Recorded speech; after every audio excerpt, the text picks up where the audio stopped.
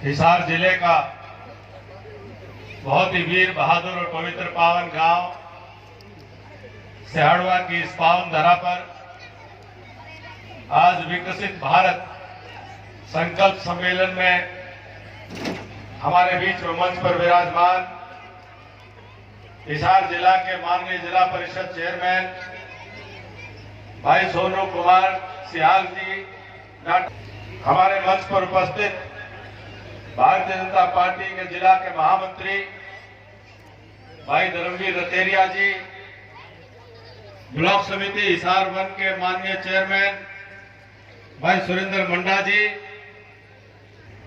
हमारे vice chairman भाई समुंदर जी, हमारे बीच में उपस्थित हरियाणा विधानसभा के उपाध्यक्ष और यहाँ के लोकप्रिय विधायक आदरणीय श्री रणवीर सिंह गंगवा जी के योग्य सुपुत्र भाई संजीव गंगवा जी, हमारे बीच में उपस्थित भाई रविंद्र रॉकी जी, पूर्व चेयरमैन बीडीसी, जिला परिषद के माननीय सदस्य भाई जसवीर जी लाडवा, हमारे सिहाड़वा गांव के आदरणीय सरपंच बहन श्रीमती नीलम देवी जी और सरपंच प्रतिनिधि भाई राजेश जी, मंच पर विराजमान श्री रामफल जी सरपंच पायल, श्री राम जी सरपंच रावत खेड़ा, श्री मुकेश कुमार जी सरपंच डाया, संजीव कुमार जी सरपंच बाड़िया जाटान, आदरणीय सत्ता जी पूर्व चेयरमैन, श्री राजवीर सिंह जी सरपंच बाड़िया ब्राह्मणान, श्री रमेश कुमार जी सरपंच चारनौत, श्री विजेंद्र सिंह जी सरपंच भरी, श्री राजकुमार जी सरपंच दाहिमा, श्री ओम प्रकाश जी सरपंच कैमरी, श्री रामनिवास गोदारा जी सरपंच भोजराज, शीला देवी जी स्वयं सहायता समूह के 17 ग्रुपों के प्रधान और आदरणीय श्री रणवीर सिंह जी एडवोकेट सरपंच बुरे, कार्यक्रम में उपस्थित अनेक महानुभाव जिनको मैं अपने बीच में देख रहा हूं, मेरे बहुत ही सम्मानित पार्टी के पदाधिकारीगण और सभी जिला परिषद, ब्लॉक समिति और सरपंच और पंच, जनप्रतिनिधि साहिबान, उपस्थित पिता तुल्य बुजुर्गों, पूजा के योग्य मातृशक्ति, नौजवान साथियों, पत्रकार, छायाकार, कलाकार मित्रों, सबसे पहले तो मैं अपने गांव की इस पावन धरा को यहाँ पर उपस्थित सभी मेरे बड़े बुजुर्गों के चरणों में सिर झुका करके नमन करता हूँ, आपको प्रणाम करता हूँ, आप सबको राम राम करता हूँ। मेरा बड़ा सौभाग्य है कि मैं अपने गांव में आप सबके दर्शन करने के लिए प्रेम की गर्मी के साथ, गर्माहट के साथ आपने स्वागत किया। मैं सुबह 3 बजे एयरपोर्ट पे हवाई जहाज से लैंड किया था। मैं समझ रहा था, मैंने कहा सर्दी धुंध का किस प्रकार का वातावरण होगा, मेरी कल्पना में नहीं था, लेकिन मेरे का कार्यक्रम तय है, मैं सबके बीच में समय पर जरूर पहुंचूंगा। लेकिन आपके प्यार ने वो सारी थकान उतार दी और पूरा एकदम तरोताजा बना करके एक नई ऊर्जा भरने का काम किया है। मैं कोई राजनीतिक परिवार में पैदा नहीं हुआ हूं, हरियाणा की रवायत रही है। हरियाणा प्रदेश के अंदर आमतौर पर हम ये मानते हैं मैं कोई न कोई राजनीतिक कुटुंबों में पैदा होकर के और विधायक और सांसद और इस प्रकार की राजनीति करने के लिए चले आए होंगे। मैं तो सामान्य से किसान परिवार के अंदर अपने पूज्य पिताजी के परिश्रम और मेहनत से उन्होंने काम धंधे भी खड़े किए और हम 6 भाइयों में से 3 भाई फौज के अंदर गए और मैं तो एक सैनिक के नाते अपने जीवन की शुरुआत करता हुआ आर्मी में सेवा करने के बाद धीरे धीरे समाज के बीच में काम करता हुआ आपके आशीर्वाद से मुझे राजनीति के अंदर आपने सहयोग समर्थन दिया, कृपा करी कि नारनौंद हल्के की जनता ने मुझे अपनी सेवा करने का मौका दिया।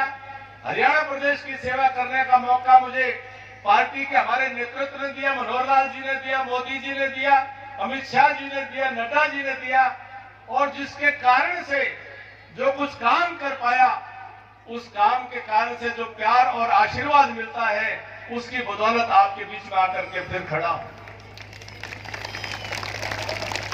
आज के कार्यक्रम का उद्देश्य आपने पढ़ा होगा कि विकसित भारत का संकल्प लेने के लिए हम आए। आज विकसित भारत का संकल्प लेने की जरूरत क्यों आन पड़ी? या आज ही क्यों विकसित भारत का संकल्प लिया जा रहा है? देश को आजाद हुए 77वां साल चल रहा है।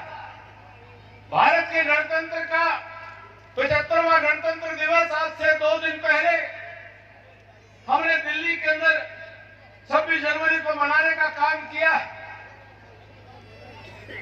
लेकिन विकसित भारत का संकल्प आज हम ले रहे हैं 75 साल के बाद, 77 साल की आजादी के बाद। ये नया हौसला, ये नया आत्मविश्वास, नया भरोसा, नया यकीन आज की वर्तमान पीढ़ी के अंदर आज जागा है कि अब मेरा भारतवर्ष, जब ये बच्चे बड़े हों, जब इन बच्चों के हाथों में हिंदुस्तान के जिम्मेदारी इनके कंधों पर आए, तो मेरा देश पिछड़ा नहीं रहना चाहिए, मेरे देश में गरीबी नहीं रहनी चाहिए, मेरे देश में कमजोरी नहीं रहनी चाहिए, मेरा देश दुनिया के अंदर सर उठा करके जीने वाला देश होना चाहिए और दुनिया के सबसे विकसित राष्ट्रों की श्रेणी में भारतवर्ष खड़ा होना चाहिए। हम सबको ये हौसला कब मिला, कैसे मिला, क्यों मिला, क्या कारण है? 2014 से पहले मैं पार्टी का राष्ट्रीय प्रवक्ता हुआ करता था। रोज रात को टेलीविजन के ऊपर चर्चा और बहस हुआ करती थी और दुनिया भर के अंतर्राष्ट्रीय मीडिया से भी बातचीत करने का मौका मिलता था। और मैं अमेरिका के विश्वविद्यालय में जब पढ़ने के लिए जाता था, 3 साल मुझे अमेरिका के विश्वविद्यालय में पढ़ने का मौका मिला, तो वहां लोग पूछते थे, देश में यूपीए की सरकार थी, मनमोहन सिंह जी के नेतृत्व में सरकार चल रही थी, 10 साल से उनकी सरकार थी, लेकिन लोग सवाल पूछते थे कि 2G का घोटाला क्या है? क्या आपका देश में ऐसी कैसी सरकारें लोकतंत्र के आधार पर लोग चुन देते हैं कि वो सरकार देश में हो, प्रदेश में हो बन करके कोई जमीन के घोटाले करने का काम करते, कोई आसमान की 2G के स्पेक्ट्रम की जो ये मोबाइल की फ्रीक्वेंसी है इसके अंदर भी घोटाला कर देते हैं, जो देश में पूरी दुनिया के खेल का आयोजन, कॉमनवेल्थ गेम्स का अवसर मिले उसमें 76,000 करोड़ का घोटाला कर देते हैं, बड़े 2 लाख करोड़ रुपए का कोयले के खानों के आवंटन के अंदर घोटाला कर देते हैं।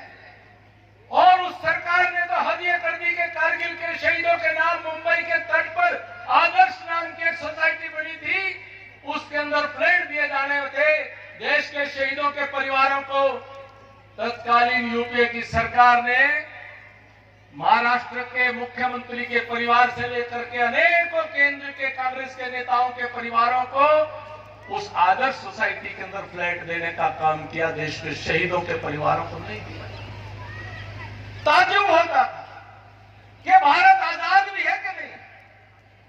2014 में भारत की आजादी के 70 साल से करीब का कालखंड बीत चुका था, लेकिन देश की राजनीति के ऊपर कुछ चंद परिवार वो कुंडली मार करके बैठे हुए।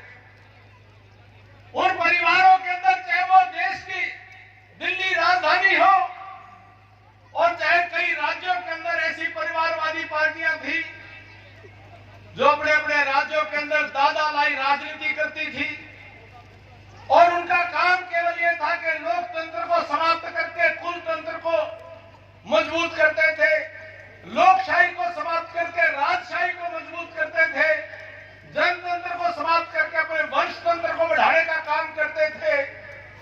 और जब लोगों को वोट देने की बात आ जाए तो लोगों को कभी जात पात में आपस में लड़ा देते थे, कभी मत पंथ संप्रदाय भाषा की लड़ाई आपस में करवा देते थे, कभी उत्तर और दक्षिण की लड़ाई करवा देते थे ताकि लोगों की आंखें मीच जाए, कभी ऊंच और नीच की लड़ाई करवा देते थे, कभी गांव और शहर की लड़ाई करवा देते थे। उनके परिवारों की राजनीति जिंदा रही, उनके परिवार फलते फूलते रहे, मजबूत होते रहे और मेरे देश का किसान और मजदूर कमजोर होता चला गया, कमजोर होता चला गया। भारत में के अंदर एक जो नीति का, जो सरकार का काम नीतियां बनाने का अंग्रेजी अखबार लिखा करते थे कि देश में पॉलिसी का पैरालिसिस हो गया है, अदरक लग गया है नीति बनाने वालों को। ऐसा वातावरण देश में था।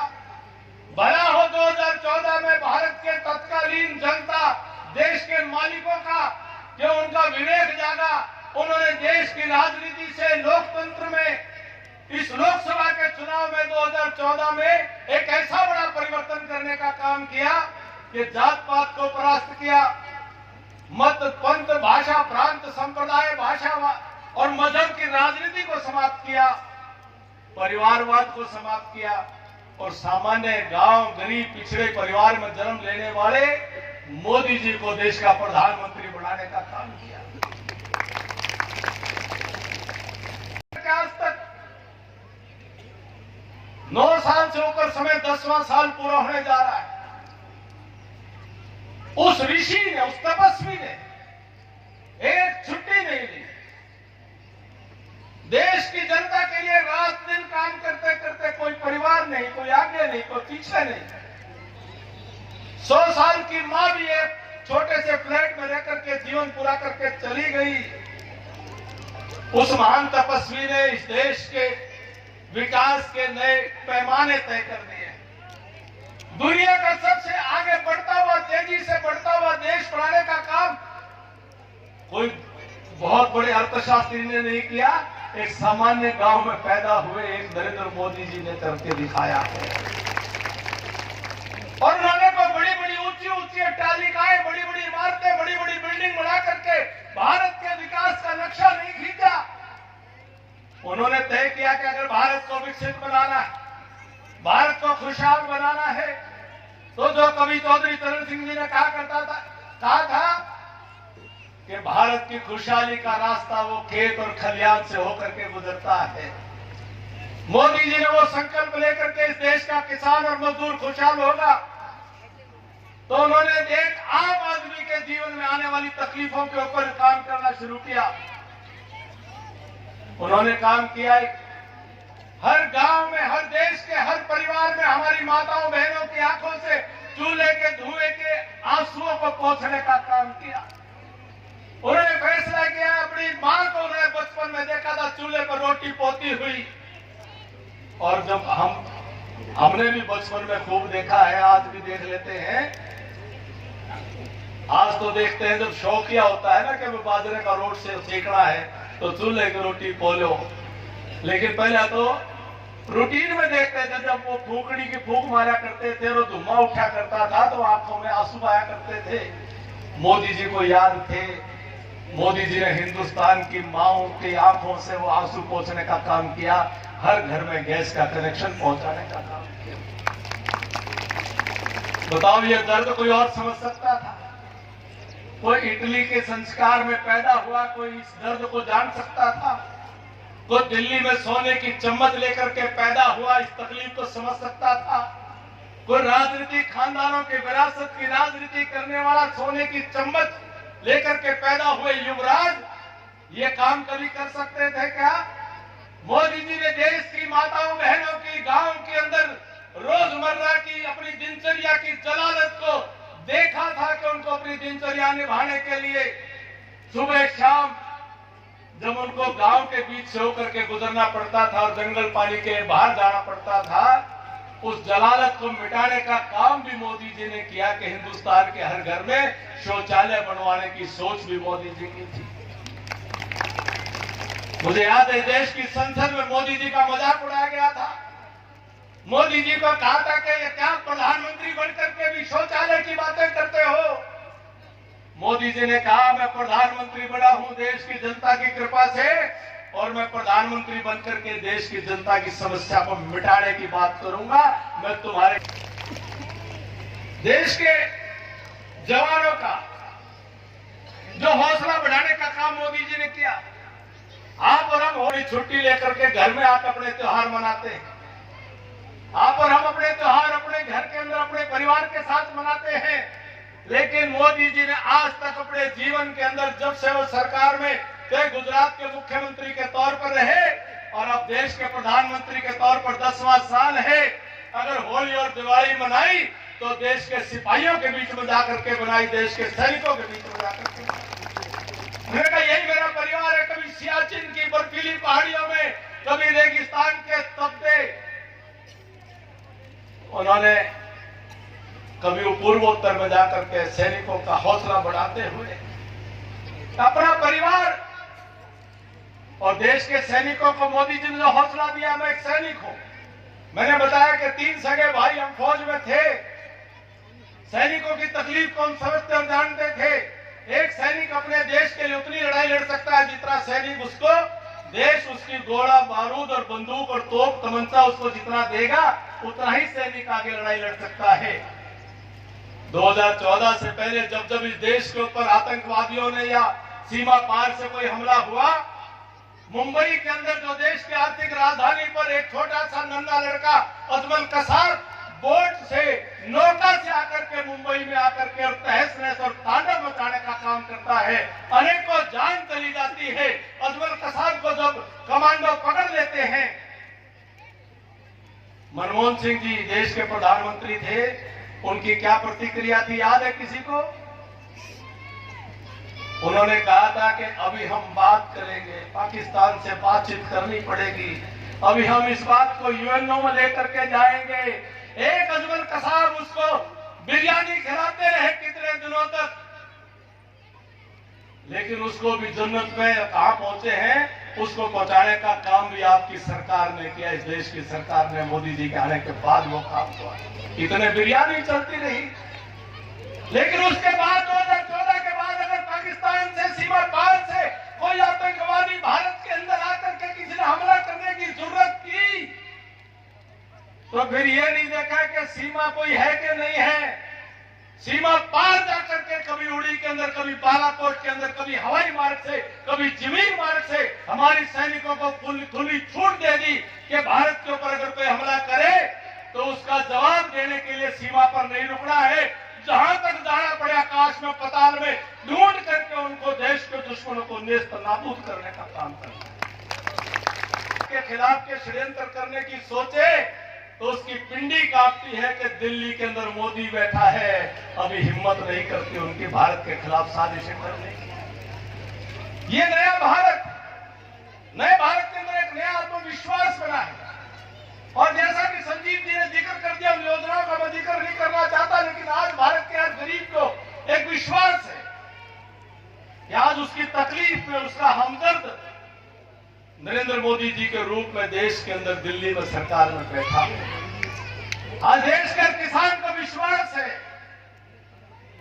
कि इस आजादी के बाद पहली बार किसान को एक वर्ग के नाते सम्मान की निधि देने की सोच अगर किसी की है तो आज 12,000 रुपए सालाना पेंशन सम्मान निधि, वो सोच भी मोदी जी ने की है। किसान के नाम पर राजनीति करने वाले किसी आदमी ने कभी किसान की पेंशन की बात नहीं की थी। साथियों, आज अपने हरियाणा प्रदेश के अंदर वृद्धावस्था सम्मान पेंशन मिलती है, विधवा सम्मान पेंशन मिलती है, दिव्यांग सम्मान पेंशन मिलती है। कितनी पेंशन मिलती है? कितनी मिलती है जी? 3,000 रुपए। 3,000 रुपए सीधे खाते में आए, 3,000 रुपए सीधे खाते में आए। चौधरी देवीलाल जी ने कहा था कभी 100 रुपए पेंशन शुरू करी थी, 100 रुपया पेंशन शुरू करी थी, आज 30 गुना हो गई, 3,000 रुपए हो गई। आने वाले समय में याद रखेंगे लोग, कभी मोदी जी ने 6,000 शुरू करी थी, 12,000 होगी या बढ़ दिए जाएगी। घटने का काम नहीं, जो काम शुरू हो गया वो काम हटा नहीं करता, वो बढ़ता जाता है। जब उंगली पकड़ाओगे तो पोंछा पकड़ना अपने आप आवा है। जब छोटराम एक बार कहा करते थे, मुझे पुरानी बात याद आ गई। बात कहते छोटराम वजीर थे और एक गांव के रास्ते से जा रहे थे और उस वक्त अंग्रेज के शासन के अंदर एक कानून सर छोटराम ने बनाया था कि कच्चे रास्ते हुआ करते थे, बैलगाड़ियां चला करती थी। चौमासे के 4 महीने में बैलगाड़ियां फंस जाया करती थी।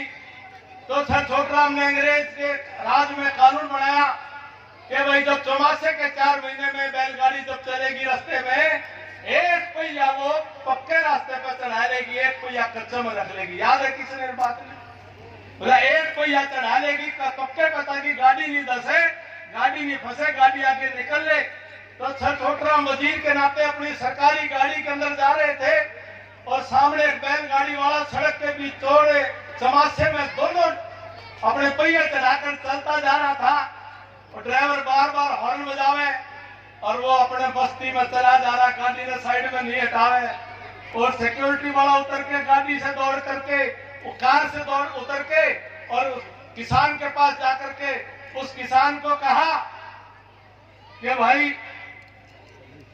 तू गाड़ी क्यों नहीं हटाता, हॉर्न नहीं सुनता? बोला बेरा पोनी सुने हैं। बोला भाई सुने हैं तो तू हटाता क्यों नहीं? तो बोला भाई कानून बना रखा है। बोला कानून तो एक पहिए का है, तेने पता नहीं बोला पीछे कानून बनानिया बैठा है, सब छोटू राम गाड़ी में बैठे हैं। तो बोला उसने भी बेरा है कि बोला एक पहिया का कानून मैं बना दूंगा, दूसरा पहिया ये आप तो डालेंगे। बोला बेरा उसने भी है, तो बेरा मोदी जी ने भी है। अब 6,000 शुरू करा था तो 12,000 हो गया, 12,000 से आगे जो चौधरी देवीलाल की दी हुई पेंशन 100 रुपए से बढ़ के 3,000 होगी। ये आगे बढ़ाने का काम, दूसरा पहिया चढ़ाने का काम आप मिलकर सारे कर रहे हैं। प्रणेता इस सोच के जो जिन्होंने सोच तो शुरुआत की है उनका समर्थन देते हुए चले जाएंगे। मैं सैनिकों की एक बात कहता हूं कि इंदिरा गांधी जी 1971 की लड़ाई के बाद वो बहुत, उनको कहा गया कि वो बहुत तगड़ी लड़ाई लड़ी, लेकिन इंदिरा गांधी जी ने देश के सैनिकों ने, जिन्होंने 91,000 पाकिस्तान के सैनिकों को आत्मसमर्पण करा करके कैद कर लिया था, इंदिरा गांधी जी ने देश के सैनिकों को, आज वो स्वर्ग में है, न्याय कर दिया। 1971 की जीत के बाद देश के सैनिकों की 1 रैंक 1 पेंशन बंद कर दी।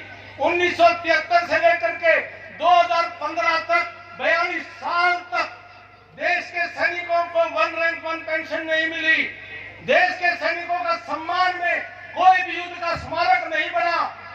साथियों 2015 में मोदी जी के आने के बाद 42 साल का न्याय समाप्त करते हुए देश के सैनिकों को, पूर्व सैनिकों को 1 रैंक 1 पेंशन देते हुए कई लाख करोड़ रुपए उनके खाते के अंदर जमा करवाने का काम मोदी जी ने किया। गेट आपने कुछ लोगों ने देखा होगा, इंडिया गेट का स्मारक आजादी से पहले शहीद हुए भारतीय सैनिकों की याद में था, लेकिन 1947 के बाद भारत ने जितनी लड़ाइयां लड़ी, 1948 का जो कश्मीर का भारत पाक का युद्ध था, 62 की चीन की लड़ाई, 65 की भारत पाक की लड़ाई, 71 की भारत पाक की लड़ाई, उसके बाद श्रीलंका की लड़ाई, कारगिल की लड़ाई, कितने आतंकवाद के खिलाफ हमारे सैनिक शहीद हुए। आपको हैरानी होगी, पूरे भारत में कोई भी इस प्रकार से युद्ध का स्मारक एक देश में नहीं बना था। युद्ध के स्मारकों के ऊपर गया हूं, उन देशों में परंपरा है, महान देशों की परंपरा होती है कि अपने सैनिकों को, अपने शहीदों को नहीं भूलते, लेकिन आज एक एक सैनिक का नाम इंडिया गेट के पास एक योद्धा समर स्मारक बनाने का काम मोदी जी ने किया। जिस सैनिक ने अपनी कुर्बानी देश के लिए दी, उस सैनिक का नाम की पट्टी लगा करके और वहां पर उनका सम्मान करते हुए रोज उनको सल्यूट किया जाता है, सुबह शाम उनको सल्यूट किया। आज पूरी दुनिया के बड़े बड़े नेता, जब यूक्रेन और रूस की लड़ाई हो जाए तो अमेरिका और इंग्लैंड और फ्रांस और जर्मनी के लोग मोदी जी को फोन करके कहते हैं, मोदी जी जरा इनकी बातचीत करवा दो आपकी तो दोनों से ठीक। इजराइल और फलस्तीन की लड़ाई हो जाए तो सारी दुनिया मोदी जी की तरफ देखती है कि भारत ये विश्व बंधुत्व की बात करता है, पूरी दुनिया को एक कुटुंब की बात करता है, वसुधैव कुटुंबकम की बात करता है, पूरी दुनिया परिवार की बात करता है। भारत ही दुनिया को विश्व बंधुत्व का संदेश दे सकता है। इसलिए मोदी जी से उम्मीद की जाती है कि दुनिया के अंदर इन लड़ाइयों को भी समाप्त करवाने का काम करें। मोदी जी अकेले कुछ नहीं है साथियों, मोदी जी 140 करोड़ लोगों के प्रतिनिधि हैं। मोदी जी जो है आपके बदौलत है, आपकी दी हुई ताकत के कारण है। हमारा सौभाग्य के महापुरुष, एक महापुरुष हमारे काल में जिन्होंने जन्म लिया और हमने साक्षात देखा कि जिन लाखों मंदिरों को तोड़ करके भारत की संस्कृति पर प्रहार करके भारत के समाज को 550 साल का वो दर्द, वो नासूर, वो जख्म आज जाकर के भारत की इस वर्तमान पीढ़ी को सौभाग्य मिला कि भगवान राम लला का मंदिर वो राघव रूप में वो अब अयोध्या में विराजमान हुए और आपने हम सब ने उसको देखा है। मैं ये 36 बिरादरी, ये सारा भारत के अंदर कोई भी मजहब को मानने वाला हो, मत को, पंथ को, संप्रदाय को मानने वाला हो, हर भारतवासी, हर भारत मां का बेटा, उसकी सेवा करने की जिम्मेदारी राजनीतिक तौर पर किसी भी सरकार की होती है, होनी भी चाहिए। और अपने देश को आगे बढ़ाने की जिम्मेदारी, यही राजनीति, इसी का माध्यम होना चाहिए। परिवार से पहले अपना समाज और उससे पहले अपना देश, ये संकल्प लेकर के आज मोदी जी का नेतृत्व देश में काम कर रहा है। मोदी जी ने भारत के सामने एक नया संकल्प रखा है कि 1947 की आजादी के 100 साल जब 2047 में पूरे हों, भारत की आजादी के 100 साल जब पूरे हों, तो भारत विकासशील देश नहीं, भारत कमजोर और पिछड़ा देश नहीं, भारत दुनिया का विकसित राष्ट्र होना चाहिए। इसलिए सियाड़वा की सरदारी से आज सियाड़वा की 36 बिरादरी के सम्मेलन में मैं सभी से हाथ जोड़ कर विनती करता हूं कि आप सब संकल्प लें अपने दोनों हाथों को उठा करके, कि जिसने डाटा लग रहा हो तो भाई फिर भी काट में मुक्कड़ में तो कोई बात नहीं। दोनों हाथों उठाकर संकल्प लो कि हम अपने भारतवर्ष को विकसित राष्ट्र बनाने का काम करेंगे, अपने भारतवर्ष को मजबूत बनाने का काम करेंगे। और इन छोटे बच्चों को जब यह जवान हो जाए तो ये पिछड़े देश के नहीं, ये विकसित देश के मालिक बनकर के दुनिया में सर उठा करके खड़े होंगे। इसके भविष्य को लेकर के हमने संकल्प करना है। ये विकसित राष्ट्र की मानदंड है।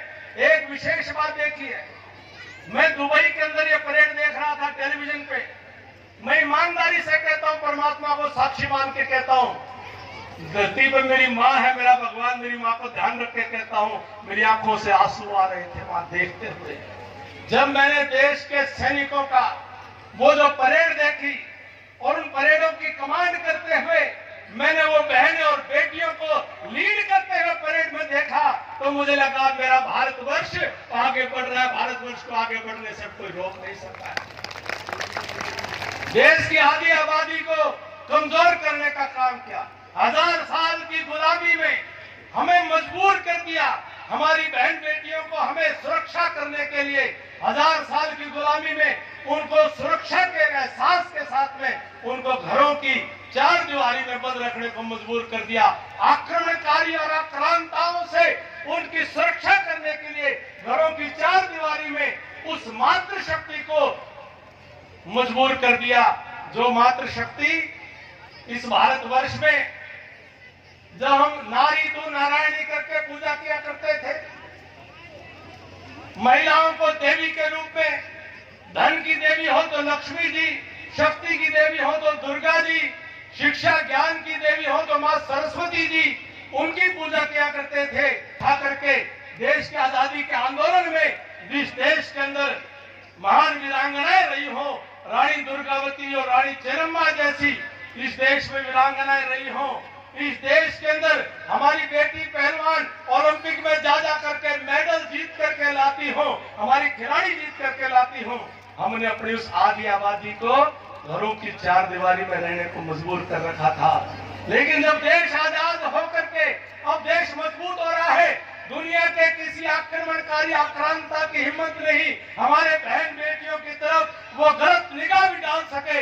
ऐसा समय आ गया है आज 2024 का ये समय कि आने वाला समय माताओं बहनों के समाज में बराबर का नेतृत्व देते हुए नए भारत का निर्माण करने में हमारी बेटियों की भूमिका रहने वाली है। हमारे समाज की परंपरा रही है, हमने हमेशा सबका मान सम्मान करने का काम किया है। ऐसा विकसित भारत कल मैं पढ़ रहा था कि विकसित भारत की कल्पना कैसी होनी चाहिए, तो राम राज्य की कल्पना भगवान वाल्मीकि ने बड़े सुंदर 8 श्लोकों में की।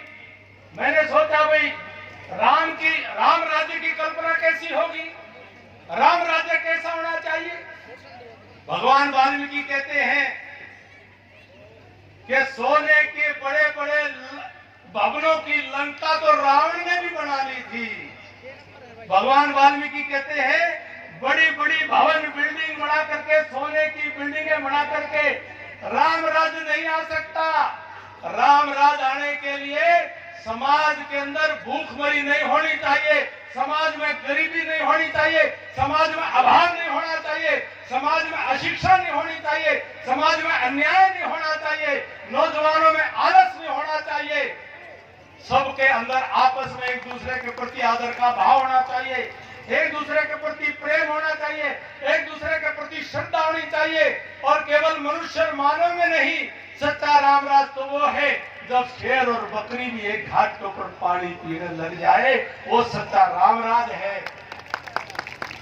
कि जो साधन संपन्न है, जो कोई बड़ा जमींदार है, वो रात को सोने से पहले अगर उसके घर में अंदर अनाज के भंडार बने हो, कोई सेठ व्यापारी हो उसके अंदर अनाज के भंडार बने हो, तो भगवान वाल्मीकि कहते हैं कि रामराज के अंदर वो व्यापारी, वो जमींदार रात को सोने से पहले ये देख करके सोएगा कि इस राम के राज में कोई भूखा तो नहीं सो रहा है। ये रामराज, तो वो रामराज की कल्पना साकार होने की दिशा में आगे बढ़ रही है। ये माघ के महीने में आज मेरे ख्याल दूज होगी, ईद होगी, आजकल रात और दिन का नहीं मेरा पुत्र।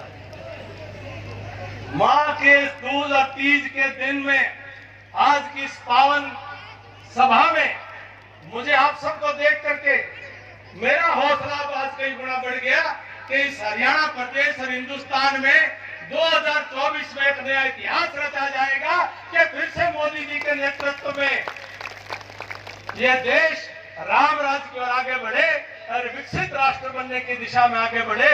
इतना ही निवेदन करने के लिए मैं आपके बीच में उपस्थित हुआ था। आपने इतना गर्म जोशी के साथ स्वागत किया।